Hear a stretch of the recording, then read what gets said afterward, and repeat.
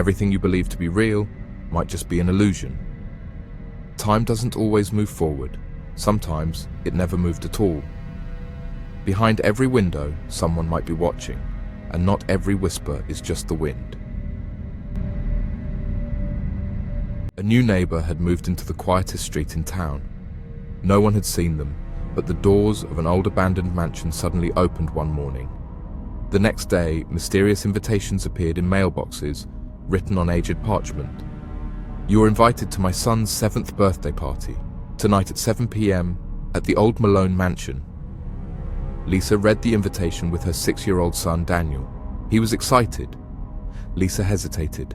Everyone in town whispered that the house was cursed. But after all, these were just new neighbors, right? That evening, Lisa walked Daniel to the mansion. The house looked much newer than it should have. Soft golden lights glowed from its windows, and faint echoes of children's laughter drifted through the air.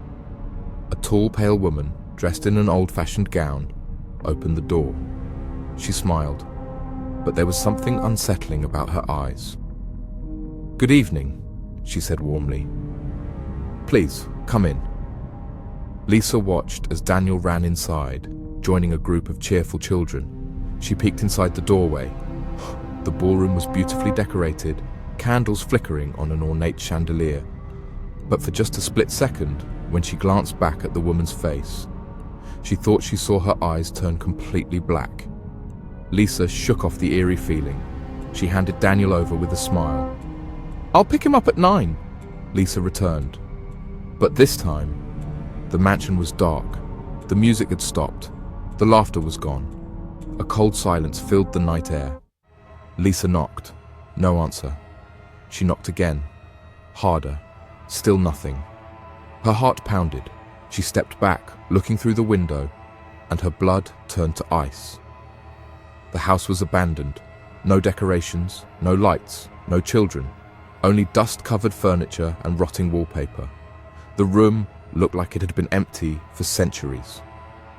Lisa screamed, pounding on the door. Just then, a hand touched her shoulder. She spun around. It was an old man from the neighborhood. "Miss, what are you doing?" he asked.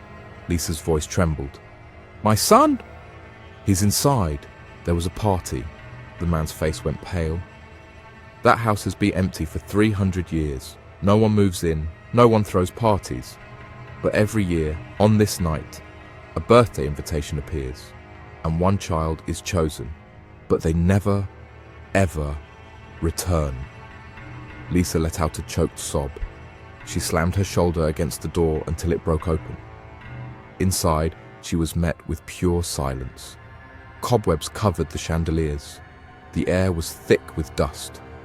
On the floor lay a crumbling, rotted birthday cake. The plates were untouched. But Daniel was nowhere to be seen. And then, somewhere in the darkness, a whisper. "Mom!" Lisa's breath caught in her throat. A shadow moved in the dimly lit room. And then, a reflection appeared in the tall, cracked mirror. Daniel was there, but his eyes were pitch black, his skin pale and lifeless, his lips curled into a chilling smile. Lisa screamed and stumbled backward. She never saw her son again. But every year, on that same night, from the depths of the abandoned mansion, the sound of children's laughter and birthday songs continued to echo. Ethan and his family had just moved into a quiet, peaceful neighborhood. The houses were lined up perfectly, the lawns were neatly trimmed, everything seemed normal. Except for one house. The old Victorian home next door stood tall, slightly worn down, yet strangely intact. But something about it felt wrong. The windows were always shut. The curtains never moved. And the strangest part, there was no sign of anyone living inside. One day, as Ethan walked home from school, he saw a little girl standing in front of the house. She had pale skin, wore an old-fashioned dress, and stood completely still. Her empty eyes, staring at him. "Hi," Ethan said hesitantly. The girl tilted her head. She didn't blink. She didn't move. Then, in a soft whisper, she spoke. "Shh. My mother is sleeping, but I can play with you." Ethan felt a chill run down his spine.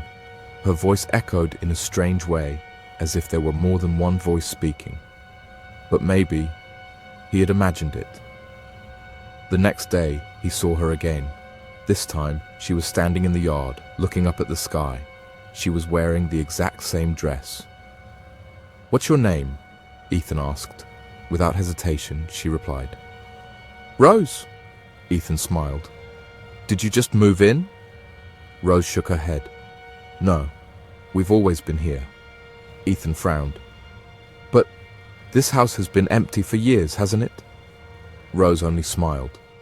She turned and slowly walked back toward the house, disappearing behind the door. That night, Ethan asked his mother about their neighbors. "Mom, who lives next door?" His mother hesitated. "Sweetheart, no one. That house has been abandoned for years." Ethan's stomach dropped. "No, that's not true. There's a girl. I talked to her. Her name is Rose." His mother let out a deep sigh. Ethan, a family, used to live there.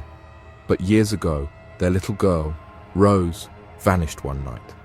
They searched for her, but she was never found. Her parents, they couldn't take it. They left town. And ever since then, no one has lived there. Ethan's breath caught in his throat. Then, who had he been talking to? The next day, he stood in front of the house. His hands trembled as he pushed open the garden gate. Slowly, he climbed the porch steps and knocked on the door. Silence. He turned to leave. The door slowly swung open. Inside was nothing but darkness. A heavy, damp smell seeped through the doorway. Ethan took a step back. Then, from deep inside the house, a whisper. "Shh, my mother is still sleeping." Ethan froze. His eyes adjusted to the darkness, and two black eyes stared back at him. The eyes moved closer. Ethan stepped back. Just as a pale, rotting hand reached out from the doorway, the door slammed shut. Ethan never went near that house again, but the nightmares followed him. At night, he started hearing whispers in his room. Sometimes he felt cold breath on his neck. One night, he woke up to find his bedroom door slowly opening. In the dim light, he saw her, Rose, standing in the doorway, her black, lifeless eyes staring at him. But this time, she didn't whisper. This time, her mouth opened wide, and from the darkness behind her, a second hand reached toward him. That night, Ethan ran from his house screaming. His mother rushed him to the hospital. He was placed under psychiatric care. The doctors said he was hallucinating. They told him Rose wasn't real, but Ethan always said the same thing. "She was real. I saw her. I spoke to her. She's still with me." And the worst part, even during his therapy sessions, he could feel a cold breath on the back of his neck. And sometimes, when he looked into the mirror, in the reflection, sitting in the back row of the room, a little girl smiled at him.